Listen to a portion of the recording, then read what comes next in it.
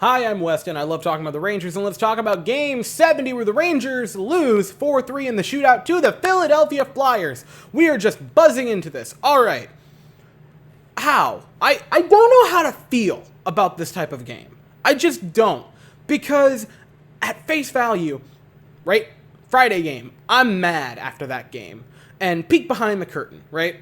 I start working on these videos like 10 or 15 minutes after the game ends. I try to do it quickly so I can get the video out at a relatively good time. And that means I don't scroll through Twitter or Instagram or anything. I watch the game and then say my thoughts about the game. I don't go on there because A, I want to get it done quickly and I can scroll on Instagram forever, and B, I don't want anyone else to affect my opinion. The only thing I will look at on Instagram is the group chat, and that's during the game. And sometimes what happens is I'm in the very, very, very small majority of, or minority of people with my opinion because heat of the moment, I'm angry. Other times, I'm in the overwhelming majority, and Friday was one of those games, because not only was I furious and calling it one of the worst games, if not the worst game of the Rangers season, pretty much all fans were in agreement of that, and not just the fans, the players and the coaching staff of the New York Rangers agreed. Gerard Gallant in the interview saying, quote, "The Islanders played a good game. We played like horse blank." Artemi Panarin having his translator change it, but in Russian, Artemi Panarin saying, "We blanked the bed." It was obvious the Rangers played horrible. And coming into this game, after interviews and pressers yesterday and today, leading into it, the Rangers understood the assignment. Gerard Gallant was like, don't ask me about the Islanders game. We are moving on. We learned from it. We understand the assignment going into this game. And the first few minutes, they understood the assignment. The Rangers come into this game flying offensively. They look like they are all shot out of a cannon, but it's the Flyers that score first, second, and actually third. First one, Cam York, slapper from the blue line. I love Igor Shesterkin. I would catch a bullet for the man. That goal cannot go in. That is an unacceptable goal. That is the worst goal I think Igor has allowed this season, if I'm being completely honest. Second goal, Owen Tippett. I mean, same type of thing. Should he have been that wide open? Probably not. Should Shesterkin have stopped that? Certainly a bad goal to allow by Igor Shesterkin. And you're like, man, that's rough. Rest of the first period, nothing. Rest of the second period, nothing. And through all of that, Shesterkin became unlocked. He was, because like this game, the last game, a little bit recently, Shesterkin's looked a little But after that second goal, the Owen Tippett one, he unlocked himself and was just normal, absolutely cracked Igor Shesterkin. He was making great save after great save, and even though he allowed two terrible goals in the first 7 minutes, he's the reason we got a point out of the game. He played wonderfully. Then, third period, 44 seconds into said third period, Travis Sanheim and Jake Farabee magically are on a 2-on-0. Farabee is set up directly next to Shesterkin, wide open with no one around him. He scores. That is not on Shesterkin at all. That is on the defense wetting the bed. It's 3-0 Flyers. You're not even a minute into the third. And at that point, I wasn't even mad. Because I'm watching the same game everyone else is watching. I'm watching a Rangers team, quite frankly, dominate.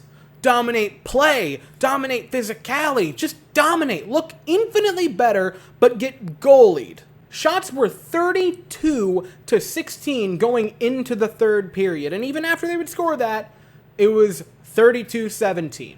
Like, how am I going to look you in the eyes after that type of performance where the Rangers offense is just flying and hammering and hammering and hammering? And these weren't meh chances. These were high danger chances. These were good scoring opportunities where Jones is just having to be sicko mode for the Flyers to even stay in this, let alone have a 3-0 lead. And I'm like, I have to be mad. I have to get on here and yell about the game. I have to be frustrated because you can't lose 3-0 to a division rival who's not in the playoffs in Madison Square Garden 2 nights after you lost 3-0 to an individual rival who's out of the playoffs in Madison Square Garden. If you lose 3-0 to the Flyers tonight, I don't care about anything else. I don't care about the shots. I don't care about deserve to win-o-meter. I don't care about anything. You can't do it twice. And credit to the Rangers, they very didn't. The third period, Man, that should have been a magical spark that just set the Rangers on a burner for the rest of the season until the playoffs. Because man, oh man, it was seeming magical. Rangers played into the offensive zone. It's along the blue line. It's Keandre Miller, Jacob Trouba. He takes a blast on point. It's tipped home. A beautiful tip by Artemi Panarin, and the Rangers score. They make it 3-1. And you go, all right, Nito Spaghetto, you got to score for the first time in, what, 6 periods? I'm not going to applaud you too much for it. Then, a little bit after that, Mika Zibanejad, center ice, right, in the neutral zone, picks the pocket of the Flyers, gives it to Frank Vetrano. He puts a shot on net. It's stopped by Jones. The rebound, Mika controls it, scores. It's 3-2. And then nearly just seconds after that, seconds afterwards, Artemi Panarin has the puck in the offensive zone, and just one of the Artemi Panarin perfect passes over to Andrew Kopp. He scores. And it's 3-3. With 5:30 left in the game, the Flyers had a 3-1 lead, and with 4 minutes to play, it was tied at 3. The Rangers found a way to tie it, and they played well in the third period. They played well in every period, and then overtime happens, and they play great. They have the more dangerous chances, I feel. But on the same token, Igor Shesterkin in overtime has to make crazy saves. There was like a 4-save flurry where he has to save all on rebounds, and it was just incredible. And you watch sports your entire life, and they tell you the team that finds a way to come back from being down 3-0, who was dominating play the entire night, and has their goalie do that in overtime with the Madison Square Garden crowd as loud as they were, because it was deafening in there. You could tell it on TV. I can't imagine how electric it was in person, especially after they tied it at 3, and for the entirety of overtime with Igor Shesterkin being Hasek. I don't know how you could leave there and have any hearing. They don't score, you go to the shootout, and that's where you lose me. Because yes, we lost in the shootout. I hate the shootout, and I just have a hard time judging it because it's the shootout and it's barely hockey. I'm not even mad at the Rangers, to be quite frank. I'm not mad. Because you know what? Shesterkin looked bad on the first 2 goals. Really bad. After that, one of the best performances in recent memory for Shesterkin. I mean, he was magnificent. The only goal was that ridiculous 2-1-0, but he made beautiful save after beautiful save. I want to say 23 of 26 does not do it justice. He got us a point tonight. He was a massive part of it. Rangers offense all night long. From moment it started to the moment it ended, the Rangers offense was flying. They looked great. 46 shots tonight. Wow. And so many of them were high danger. Like, this wasn't 41 shots with score effects. This was, or 46 shots with score effects. This was 46 shots that could have scored on the majority of them. They were high danger chances for the Rangers. Defense looked okay. There were some problems. There were some issues on defense, but it looked okay overall. I didn't like the fact that the third pair was Braun and Nemeth. I would have preferred Schneider, but fair enough. The line shakeup was but at the same time, Panarin and Kopp look fantastic together. The first line continues to look fantastic. The third line, which was Loff, Hedl, and Gauthier. Gauthier didn't look good, but man, Hedl and Loffy were having one of the best games of their night, or of their career. I mean, boy, oh boy, they looked fantastic together. They are building some chemistry there, and if you put Kakko on that third line, that would not be too shabby. I'd be totally down for a Kakko, Loffy, Hedl third line. The kids line, again, from last year, a little bit more developed.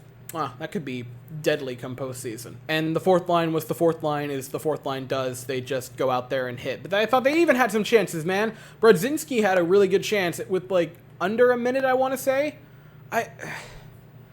It's just so tough. It's so hard on a game like this. Because I almost want to be mad. Because, like, yeah, we lost. But, man, I hate saying it, but sometimes you just get unlucky. And I watched this game. I watched it the same way you guys did. I saw a team in the Rangers who were the better team from minute 1 to minute 65. Not in the shootout, because the shootout's stupid. But every moment the game was actually the game, the Rangers were the better team. And that's not to denigrate the Flyers. They found a way to win, and I applaud them for it. But some nights, you kind of just got to go, you get unlucky and you can't win them all. And the only reason I have a hard time doing that tonight is because this comes one night after you completely wet yourselves against the Islanders, or one game after you wet yourselves against the Islanders. That's the only reason that I feel like the fan base as a whole isn't going to be like, yeah, sometimes you lose them, you know, just shake your fist angrily like the old man in the front yard that you know you are deep down inside. Like, that's what this game would be under normal circumstances, but because you absolutely had a pooper of a game against the Islanders, I think the fan base is still probably going to be pretty mad. I mean, Panarin played well. Kopp looks like the best addition at the deadline, maybe of just in the deadline in general so far. Correct me if I'm wrong. I'm probably missing a player who's just been popping off since being traded, but man, Kopp has looked incredible. Trouba, I thought he scored the goal on the Panarin thing, but that was a beautiful tip by Panarin. This was just such a hard game to watch. It was truly just one of those gut-wrenching games as a fan. And I don't know what else to say. It was hard. You play the Devils Tuesday night at 5. You're in New Jersey.